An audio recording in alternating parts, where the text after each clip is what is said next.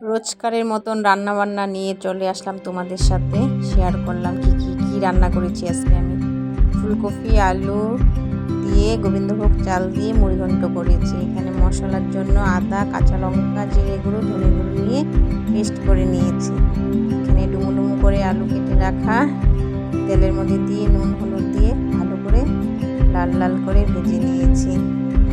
আলুগুলো লাল করে ভেজে উঠিয়ে নিলাম।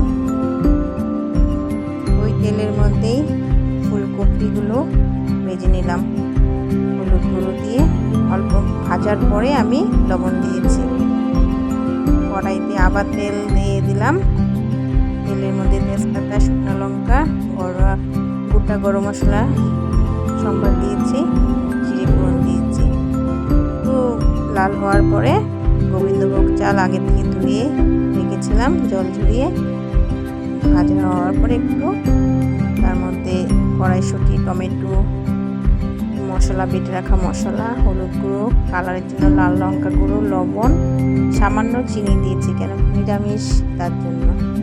তারপরে মশলাটা একটু কষিয়ে নিলাম। কষানোর পরে তার মধ্যে কিশমিশ, কাজু দিয়েছি।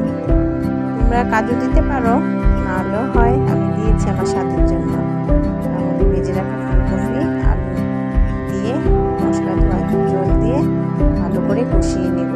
কষানো হয়ে গেছে, তার মধ্যে জল দিয়ে দিলাম। জল দেওয়ার পরে একটু ঢেকে দিয়েছি। প্রায় হয়ে আসছে। এখন আমি গরম মশলা গুঁড়া দিয়ে নামিয়ে নেব। দেখতে কেমন হয়েছে কমেন্ট করে বলবে। কে খেয়েছো ফুলকপি আর